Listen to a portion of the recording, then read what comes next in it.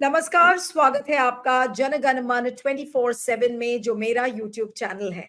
और लगातार मैंने जैसा आपको प्रॉमिस किया था कि उन इश्यूज को मैं उठाऊंगी जिसको लेगेसी मीडिया या कन्वेंशनल मीडिया नहीं उठाता। आज कितने अखबार के आपने सुर्खियां देखी जहां पर ये कहा गया है कि हरियाणा में क्या चुनाव में धांधलेबाजी हुई है, और उसको लेकर भी हमें सवाल खड़े करने हैं क्योंकि ये सवाल लोकतंत्र से जुड़े हैं, जनता के मैंडेट से जुड़े हुए हैं। इसलिए ये जरूरी सवाल है देश में खड़े करना। लोगों का काम है कहना, वो ये कहते रहेंगे कि भाई देखिए ये तो डाउट करते रहते हैं, ये देश को पीछे लेकर जा रहे हैं। लेकिन क्या आज लोकतंत्र में इस सवाल को हमें नहीं खड़ा करना चाहिए, ये जानते हुए कि जो पूरी सरकार है वो लोकतंत्र को दबाने में लगी हुई है।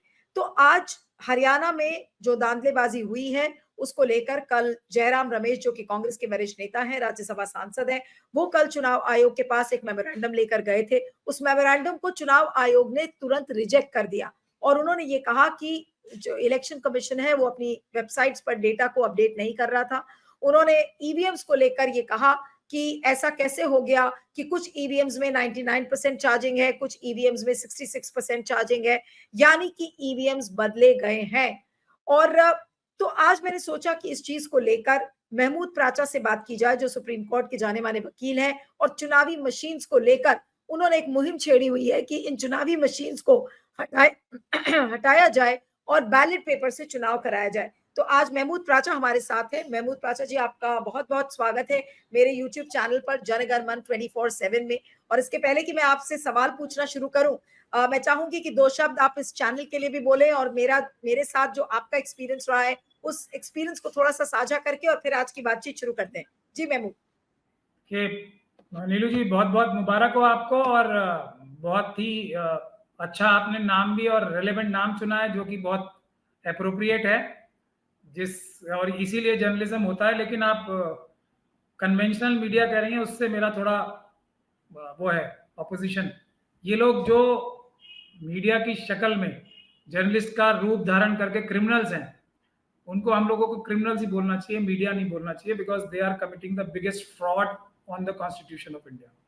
और आपके साथ मेरा एक्सपीरियंस यही है कि मैं आपको जर्नलिस्ट बोलता हूँ और इन लोगों को क्रिमिनल बोलता हूँ। एक लाइन में मैं यही कह सकता हूँ कि आप जर्नलिस्ट हो और मैं जर्नलिस्ट को ही बोलता हूँ, वरना मैं जर्नलिस्ट के रूप में जो क्राइम करते हैं मैं उनको देश का सबसे बड़ा अपराधी मानता हूँ। चलिए, थैंक यू सो मच। यही मेरे आपको वो है एक कॉम्प्लीमेंट। इन मुश्किल टाइम में आप एक जर्नलिस्ट हो, ये सबसे बड़ा कॉम्प्लीमेंट है मेरे ख्याल से। Thank you so much, and these words are very motivating when a person like you speaks up. और अब आज की चर्चा शुरू करूंगी महमूद की, जो हरियाणा में धांधलेबाजी के सबूत, क्या आपने लोकसभा में जिस तरीके की धांधलेबाजी हुई थी उसके बारे में बात किया, उसके बाद कई reports I, vote for democracy, citizen group ने भी ये रिपोर्ट्स को निकाला, लेकिन टस से मस नहीं हुई, न सरकार न पूरा तंत्र। अब हरियाणा में चुनाव के नतीजे आने के बाद मैं आपसे पहला सवाल ये कह रही हूं कि क्या 100% धांधलेबाजी हरियाणा के चुनाव में आपको दिख रही है? एकदम 100% धांधली जम्मू कश्मीर में भी और हरियाणा के चुनाव में मुझे साफ नजर आ रही है। इसमें किसी भी समझदार व्यक्ति को कोई भी शक और शुबे की गुंजाइश बिल्कुल भी नहीं होनी चाहिए। और दुख की बात यह है कि जो लोग इन मशीनों के जरिए जनता का मैंडेट, इसी जनगण मन का जो मैंडेट है, वो चुरा कर इनके खिलाफ, जन की भावना के खिलाफ, संविधान के खिलाफ जाके, बाबा साहब डॉक्टर भीमराव अम्बेडकर के संविधान के खिलाफ जाके पब्लिक के वोटों से इलेक्शन नहीं जीत रहे, बल्कि उनके वोटों को नकार के, चुरा के, डस्टबिन में फेंक के अपना मशीनों द्वारा चुनाव जीत रहे हैं। उनके बारे में तो जितना कहा जाए उतना कम है और बहुत सारा कुछ बोला भी गया उनके बारे में, हमने बोला है। लेकिन जिन लोगों को, अपोजिशन पार्टी के लोगों को, नेताओं को, जो जनगण ने, देश के जन ने अपने मन से जो मैंडेट दिया है, वो इसलिए दिया है कि आप इन बेईमान लोगों को देश की सत्ता पे कब्जा करने से रोको।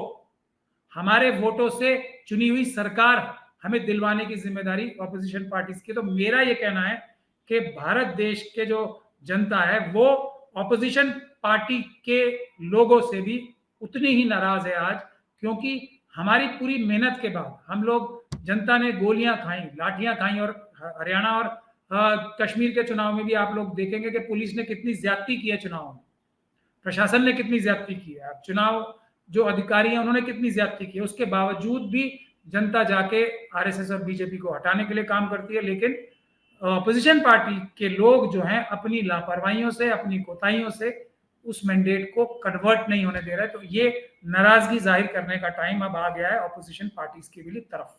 लेकिन महमूद, जो बड़ा सवाल है कि अगर हम आज कह रहे हैं कि धांधलेबाजी आप कह रहे हैं कि 100% हुई है, अब उसके मेजर सबूत क्या है? अगर मैं आपसे आज पूछूं, और आपने शायद कोई चिट्ठी भी लिखी है चुनाव आयोग को, आज ही लिखी है, तो मैं चाहूंगी कि उस चिट्ठी का आप जिक्र करें और बताएं कि फर्स्ट 2-3 रीजंस कि वाई आपको ये लगता है कि चुनाव में धांधलेबाजी हुई है। 2-3 कारण, और क्या है आपकी चिट्ठी जो आपने चुनाव आयोग को आज लिखी? जी देखिए, सर्वप्रथम तो बात यह है कि मैं अपनी चिट्ठियों के बारे में बता दूं, उससे पहले मुझे यह बताना जरूरी है कि ऑपोजिशन पार्टीज ने जो हम लोगों का, सिविल सोसाइटी का साथ नहीं दिया, वो सबसे बड़े दुख की बात है एक, उसकी वजह से। लेकिन फिर भी हम लोग अपनी जितनी भी कोशिश इंडिविजुअल लेवल पे या अपने लेवल पे कर सकते हैं करते रहते हैं। हमने पहले, मैंने जो चिट्ठी ऑलरेडी हरियाणा और ये कश्मीर के चुनाव को ठीक रखने के लिए, और यही काम मैं दिल्ली, महाराष्ट्र और झारखंड के चुनाव के लिए भी करूंगा। पहले तो हमने जो अपना ऑर्डर लिया था कि सब चुनाव के एक एक कॉन्स्टिट्यूंसी की पूरी शुरू से लेकर आखिर तक वीडियोग्राफी होनी चाहिए, वो चिट्ठी मैंने पहले ही चुनाव आयोग को लिख दी थी और ये भी कह दिया था अगर आप ऐसा नहीं करेंगे तो मैं आपको आपराधिक आपके खिलाफ कार्रवाई करूंगा। तो पहला काम तो हमने ये कर दिया था। अब दूसरा, हम आज चिट्ठी जो लिखे हैं वो ये लिखे हैं कि आप मुझे 90 की 90 कॉन्स्टिट्यूंसीज की वीडियोग्राफी दो, ये हरियाणा की भी और 90 की 90 कश्मीर की भी, ताकि हमने उनको अब बांध दिया है। सबूत जुटाने का हमने सारा सामान तय कर लिया है। आज से पहले वीडियोग्राफी इसलिए नहीं मान सकते थे हम क्योंकि वो कानून में लिखा और मैं हर काम कानून के दायरे में रहकर। अब जो दुख की बात, जो आपने सबूत पूछे, उनके सबूत तो अब ये जो अपोजिशन पार्टी के लोग हैं और ये जो रिपोर्ट्स आ रही हैं कि एक तो डेटा में वही फर्क है जो लोकसभा के टाइम में हम लोगों ने सबने पॉइंट आउट किया, ये सबसे बड़ी धांधली, क्योंकि 100% धांधली, क्योंकि इन मशीनों का इस्तेमाल तो इसी बहाने से, तो सबसे बड़ा बहाना क्या है कि इसमें आखिरी वोट तक का सही हिसाब किताब होता है, यही इसका सबसे बड़ा यूएसपी है। तो वही नहीं है जब, फिर वही गड़बड़ हो रही है। चुनाव आयोग के खुद के डेटाज में इंप्रूवमेंट्स हो रही हैं और उनमें बदली की जा रही है। तो पहला सबूत ये। दूसरा सबूत ये कि जो अभी जयराम रमेश साहब हैं कांग्रेस पार्टी के, और उनके साथ एक मिस्टर खेड़ा भी बैठे हैं जो शायद चेयरमैन है मीडिया सेल के कांग्रेस पार्टी की, मुझे ठीक से पता नहीं है। वो जो ये दोनों बैठे हैं, मिस्टर खेड़ा और मिस्टर जयराम रमेश साहब, ये अब क्राई बेबीज की तरह दोनों रो रहे हैं अब, और रो के किससे शिकायत कर रहे हैं? जो कि खुद चोर है। क्या कह रहे हैं? ये दूसरा सबूत है कि 99% जो बैटरीज में, वो 99% बैटरी उपलब्ध थी उसमें, यानी कि वो 99% चार्ज कैसे थी? वो कह रहे हैं 60-70% होनी चाहिए, हालांकि होनी उससे भी कम चाहिए, उनको सही जानकारी नहीं है। तो ये दूसरा सबूत है। तीसरा सबूत ये, वो ये कह रहे हैं कि हमें चुनाव आयोग जानकारी नहीं दे रहा। इससे बड़े क्या सबूत होते हैं? चोर ही तो जानकारी नहीं देता। चुनाव आयोग के मैंडेट में है ट्रांसपेरेंसी, चुनाव आयोग के कानून में लिखा है कि जनता और जो कैंडिडेट्स हैं वो चुनाव के आयोग के कर्मचारियों के ऊपर बिल्कुल भरोसा ना करें, ये कानून है। और अगर वो नहीं दे रहे तो इसका मतलब वो चोरी कर रहे हैं। ये 3 तो बड़े बड़े सबूत पब्लिक डोमेन में आ ही चुके हैं। इसीलिए सबसे महत्वपूर्ण बात यह है कि अब समय आ गया है, जनता ने इन जो ऑपोजिशन पार्टीज हैं उनके खिलाफ भी अपनी नाराजगी जाहिर करनी चाहिए। ये लोग भी उतने ही जिम्मेदार हैं, क्योंकि इनके अंदर भी, हम लोग ये बार बार कहते आ रहे हैं, लेकिन 2 बातें मैं महत्वपूर्ण कहना चाहूंगा खासतौर पे जयराम रमेश जी के लिए और उनके अंडर जो सारी टीम है। वो इस बात, राहुल गांधी जी, जो मेरी इंफॉर्मेशन है और ये कंफर्म इंफॉर्मेशन मुझे, मैं मानता हूं इसे, पूरी तरीके से कन्विंस्ड है कि ये जो मशीनों के द्वारा चुनाव होते हैं इसमें धांधली ही धांधली होती है। अखिलेश यादव जी भी और दूसरे बड़े बड़े नेता सारे हैं। लेकिन इनकी पार्टीज के अंदर बहुत सारे जो स्लीपर सेल्स हैं आरएसएस के या एजेंट्स हैं, वो इन्हें कन्विंस करते हैं। राहुल गांधी जी के बारे में तो मुझे ये कंफर्म न्यूज है कि जयराम रमेश जी और उनकी टीम ने कन्विंस किया कि ये पेपर बैलेट से चुनाव जो होना है वो ठीक नहीं है, और जो मशीनों के बारे में हम लोगों का स्टैंड होगा उससे वो उचित नहीं है, क्योंकि मशीनें ठीक है। इसी स्लीपर सेल में जो बहुत अंदर तक कांग्रेस पार्टी में और हमारे साथ भी जुड़े हुए थे, उनका भी एकदम चेहरा बेनकाब हो गया है, वो योगेंद्र यादव जी का। उन्होंने एक बड़ा आर्टिकल लिखा है कि ईवीएम की मशीनें तो बहुत बेहतरीन और लाजवाब हैं, ये मशीनें बहुत अच्छी हैं, और अब पलटी मार रहे हैं दोनों लोग, क्योंकि अब ऐसा प्रतिशत इम्पॉसिबल रिजल्ट आ गया। हरियाणा का ही नजर आ रहा है, मुझे तो जम्मू कश्मीर का भी नजर आ रहा है ना, क्योंकि मेरी नजरें थोड़ी ज्यादा तेज है और मैं किसी के एजेंडे को लेके नहीं चल रहा हूं। मेरा एजेंडा सिर्फ देश का संविधान बचाना है, देश बचाना है आरएसएस और बीजेपी से। तो मुझे तो जम्मू कश्मीर में भी धांधली नजर आ रही है, लेकिन हरियाणा में तो पूरी दुनिया को नजर आ गई, सब शॉक्ड है। ठीक है, तो अब कैसे बचाएं? अब सवाल तो राहुल गांधी जी पूछ सकते हैं कि कोई लॉजिक समझ में नहीं आ रहा, किसी कुछ समझ में नहीं आ रहा सिवाय एक लॉजिक के गड़बड़ी मशीनों में है। तो अब उससे बचने के लिए, उस सवाल से बचने के लिए खुद ही जाके वो अब बोल रहे हैं, पर ये इस पे भरोसा नहीं किया जाना चाहिए। ये लॉबी जो मशीनों के पक्ष में है, प्रत्यक्ष रूप में या परोक्ष रूप में, वो सब आरएसएस के और राजीव कुमार जी के एक तरीके से सहयोगी हैं। उनके ऊपर बिल्कुल भरोसा नहीं किया जाना चाहिए। जनता तो नहीं करती, अब ये पॉलिटिकल पार्टीज के लीडर्स जाने कि वो क्यों इन पे भरोसा करना चाहते हैं। नहीं, लेकिन अब महमूद, जो आगे का रास्ता है वो क्या है? आपने वीडियोग्राफी मांगी है, उसको लेकर आपने चिट्ठी लिखी है, और आपने ऑलरेडी ये दावा किया हुआ है कि 100% बेईमानी हुई है। तो अब ऐसे में क्या होगा? क्या हरियाणा का चुनाव रद्द कराया जाएगा? क्या होगा? क्या कर सकता है? और जब तक कोर्ट इंटरवीन नहीं करेगा तब तक तो कुछ होगा नहीं, और पूरा तंत्र ही जब शामिल है इस बेईमानी में, तो फिर क्या उम्मीद करें? देखिए, हम लोग जितनी हमारी ताकत है, हम तो संविधान बचाने के लिए कर रहे हैं और हमने मांग लिया और हम सारी दुनिया को साबित करेंगे। लेकिन बात यह है कि जो लोग इसके एक्सपर्ट हैं वो किसी पॉलिटिकल पार्टी से तो कुछ ये नहीं मांग रहे ना कि हमें पद दे दो, हमें ये दे दो, हमें कुछ दे दो, टिकट दे दो। हम तो नहीं कह रहे किसी कुछ भी।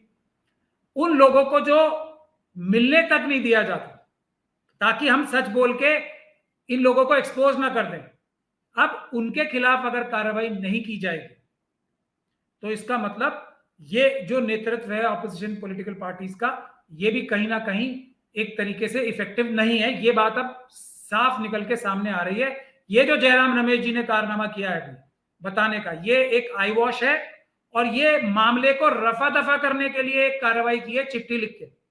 जो व्यक्ति, जो इंस्टीट्यूशन खुद चोरी कर रही, कोई, भाई आप ये मुझे बताओ, कोई मोदी जी चुनाव थोड़ी कराते हैं? चुनाव करवाते हैं वो, और ये हमारा इल्जाम है उनके ऊपर। इस चुनाव आयोग से बेईमानी भरा चुनाव कराते हैं, तो उसी को, जो बेईमानी कर रहा है, उसको जाके आप चिट्ठी लिखेंगे कि ये बेईमानी आप रोके, तो उसी ने तो बेईमानी की है। तो नहीं, ये लेकिन महमूद, हास्यास्पद सवाल बात है ये नहीं। है, हाँ, अब सवाल ये उठता है कि क्या हरियाणा में हुई बेईमानी के लिए आप किसको जिम्मेदार ठहराते हैं? आपके हिसाब से कौन कौन जिम्मेदार है इस बेईमानी के लिए, जो चुराया हुआ मैंडेट है? देखिए, सबसे बड़ा जिम्मेदार अब मैं मानता हूं जयराम रमेश जी और इस प्रकार के उन नेताओं से जिन्होंने ऑपोजिशन पार्टीज को ये मशीनों के खिलाफ बड़ा आंदोलन करने से डिस्करेज किया आज तक। अब देखिए, क्योंकि जो व्यक्ति जिस चोरी का लाभ उठा रहा है उसको बार बार बुरा बोल के कोई फायदा तो हो नहीं रहा। वो तो मोटी खाल वाले हैं, उनको कोई फर्क भी नहीं पड़ रहा, और उनका तो एग्जिस्टेंस ही इन मशीनों के द्वारा है, चुनाव आयोग का भी। वरना शायद मोदी जी उनको नाराज हो जाएंगे उनसे, तो उनका क्या होगा फिर? ये बहुत सारे एग्जाम्पल हैं उसके। तो उनकी भी इतनी गलती नहीं है और उनकी भी इतनी गलती नहीं है। गलती सबसे ज्यादा ऑपोजिशन पार्टीज के अंदर उन नेताओं की या उन स्लीपर सेल्स की। और ये स्लीपर सेल की कंफर्म न्यूज मेरे पास नहीं है, और है भी तो अभी इतनी नहीं है कि मैं उसको एक्सपोज कर सकूं। ये मैं एक वीडियो आज वायरल हो रही है, और राजू साहब हैं कुरलेकर साहब, वो एक बहुत ही समझदार जर्नलिस्ट हैं, तो वो योगेंद्र यादव जी के लिए भी और इन सब लोगों के लिए जो बोल रहे हैं, वो उन्होंने जरूर कोई रिसर्च की होगी, मुझसे ज्यादा इस टॉपिक पे रिसर्च की होगी। मेरे पास भी काफी मटेरियल है, बाय नेम मैं भी बता सकता हूं, लेकिन अभी नहीं, क्योंकि मटेरियल मैंने पूरा इकट्ठा नहीं किया। तो और बहुत सारे लोग, एक वीडियो भी वायरल हो रही है आज जो इन सब लोगों के खिलाफ बोल रही है कि ये ऑपोजिशन पार्टीज के अंदर, खासतौर पर कांग्रेस में आरएसएस के प्लांट्स हैं, और उनका सबूत भी दिया जा रहा है उस वीडियो में कि इनके खिलाफ किसी ईडी और किसी सीबीआई ने कोई कार्रवाई नहीं की।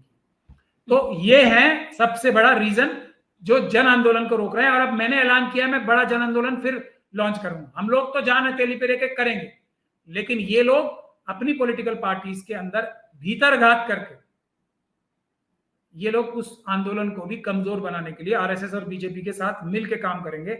ये है सबसे बड़े जिम्मेदार, मेरा ऐसा मानना। एक आखिरी सवाल बस करूंगी, उसके बाद वाइंड अप करती हूँ कि अब आगे का रास्ता क्या है? जहां तक चुनाव कराने की जो प्रक्रिया है, अभी सिर पर महाराष्ट्र और झारखंड का भी चुनाव है, और लोकसभा में जो धांधली देखी गई, आपका दावा है 100% की हरियाणा में भी वैसे ही हुआ है, तो अब क्या गारंटी है कि जो महाराष्ट्र और झारखंड का मैंडेट है वो भी चुराया जाएगा इसी तरीके से? देखिए, एक ही गारंटी है कि मोदी जी के मन में ये आ जाए कि आज के बाद से मुझे सब काम ईमानदारी से और संविधान के रूप से करना है। मोदी जी और अमित शाह जी के दोनों के मन में और मोहन भागवत जी के मन में। इसके अलावा कोई गारंटी नहीं है। एक रास्ता है उनके पास, हर चुनाव में रिजल्ट अपने मन माफिक लाने का। वो इसको नहीं इस्तेमाल करेंगे और उनके सारे लोग बैठे हैं चुनाव आयोग में, तो ये उनकी एक बहुत बड़ी ईमानदारी का काम होगा। आज तक इन तीनों लोगों ने जिनका मैंने नाम लिया, ईमानदारी का कोई भी काम मेरी जानकारी में तो किया नहीं है। हर बार ये लोग झूठ ही बोलते हैं। जो लोग संविधान की शपथ खा के संविधान से धोखा कर सकते हैं, उनकी ईमानदारी के ऊपर भरोसा करके अगर आप कोई भी काम करेंगे तो धोखा ही खाएंगे और देश की जनता को भी धोखा देंगे। कोई भी व्यक्ति, कोई भी पॉलिटिकल पार्टी का कोई भी व्यक्ति जो ईमानदारी से आरएसएस और बीजेपी की खिलाफत कर रहा है, मुखालफत कर रहा है या उसका विरोध कर रहा है, वो इस गलतफहमी में ना रहे कि जनता के वोटों से वो चुनाव जीत जाएगा। जब तक चुनाव जो है मतपत्र से नहीं होते, चुनाव मशीनों से होंगे, तो जीतने का 100% कोई गारंटी नहीं है, कोई 0% भी गारंटी नहीं है। जो चुनाव ये चाहेंगे 20% तक के वोटों की हेराफेरी करके वो जीत जाएंगे। मेरा ऐसा दावा गारंटी के साथ है। Chali, thank you so much, Mahmood Pracha, for joining on my channel, and thank you so much. Keep coming and keep engaging with our channel also. Thank you. Thank you very much for speaking to me. Thank you.